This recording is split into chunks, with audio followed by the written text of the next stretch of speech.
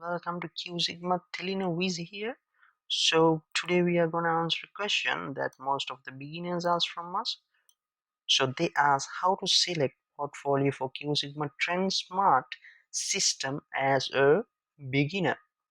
So guys, intermediate people, please do not leave. Please watch this video. This will be important for you as well. So when we said we are going to do a video like this, they ask most of them ask three major questions.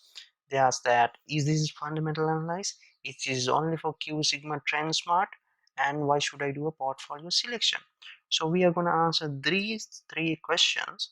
And before we answer, if you haven't subscribed us yet, please subscribe and hit the bell icon to get our notifications first. Okay, anyway, so first question, is this fundamental analysis? The answer is yes and no. So why I said yes and no, because this is with regarding, we are going to do this simple thing with regarding Forex economic events. So Forex economic events falls under fundamentals, and anyway, fundamental analysis is a very big subject. We need to know about bank rates, gross domestic productions, consumer price indexes, political situation and the stability, and if there are geographical disasters going on, we need to know about them as well. At the moment we have pandemic situation within the world, we need to know about the coronavirus as well, what is happening to the country. And knowing about them is not enough.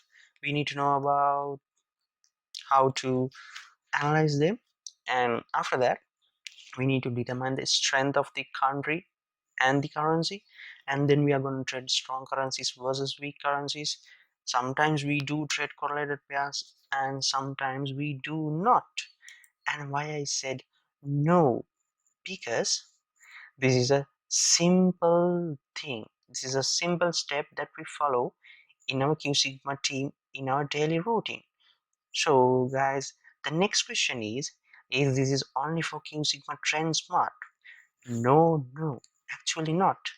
Because if you are using any algorithm, if you are a technical analyze, if you are based on technical analyze, yes, you can follow this step. Okay guys, are you all clear up to now? And the next question, why should I do a portfolio selection?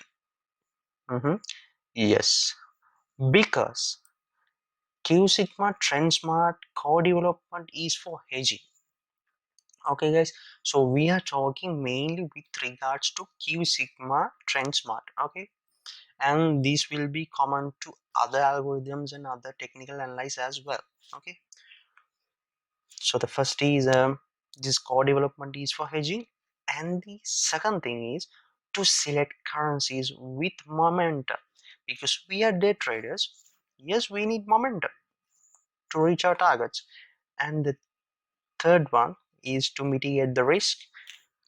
We cannot avoid risk, we can minimize the risk, and we cannot gain many huge profits, but we can try to maximize them. So because of these, mainly these, because of these four reasons, there are other reasons as well. So anyway, because of these four reasons, we need to do a portfolio selection. And let's see, what we are doing here is we are going to Forex economic calendar. So here I'm using myfxbook.com. You can use any website that you like. And today we are in Saturday 27th June. Okay, so I'm going to select my portfolio for Monday. So it is 29 June 2020. So now what we need to do here, okay guys, the first step is, oh my god, we have more than 40. Okay, the first step is we need to forget about all low impact and non-impact economic events. That is the first step, and we need to focus on high impact and medium impact events. So that is the first step. Then what you can do here is, you in my FX book, simply you can go and untick these two non-impact and low impact and save it.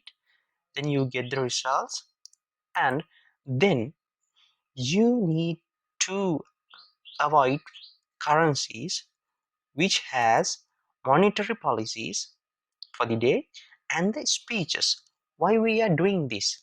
Because speeches and monetary policies change market sentiment more than once. So that is the reason why we are avoiding them, because we cannot easily decide. Because when you look at, let's say, as example, let's select total filled jobs, NZD. So we have a number, right? We cannot easily, as example, let's say it is 2.16 million, and if you get 2.18, it is more than that. So we can decide it is above that or below that, whether it is bearish, whether it is bullish. So we can determine that easily as it is numerical. But in speeches and monetary policies, we cannot easily decide it. So that's the reason why we are eliminating them. And the next step is, what is the next step? Eliminate currencies with minimum number of medium impact events. So here we are gonna forget about in ZD we have just one medium impact event, and yes, that's it. Right guys, let's go ahead and select currency pairs. From currencies we have eliminated NZD and GBP as per our rules, and we have selected JPY, Euro and USD.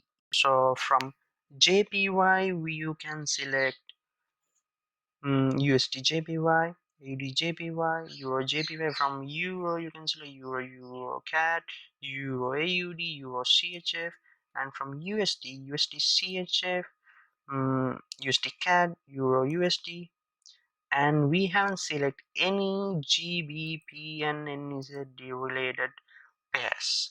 We don't have GBP USD, so NZD USD we do not have them because we have eliminated them.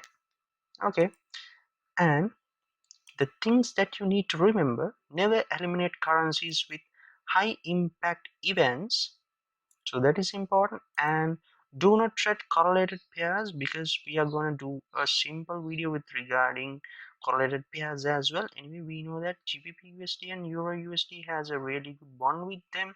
Sometimes you might hit your targets as you like, but anyway, in most of the cases we hit our stop losses. And the very important step is maximum risk is 2%. Okay guys, if you have one active trades, 2, 3, even you have 10 active trades, your total risk should be 2%. And this is especially with regarding our money management, because we said sticking to 2. Some says some algorithms, some says more than that. Anyway, we are going to do a small video with regarding explanation with regarding our money management that we have. So guys, thank you for watching, and subscribe to watch our videos first. Thank you guys, let's see in our next video.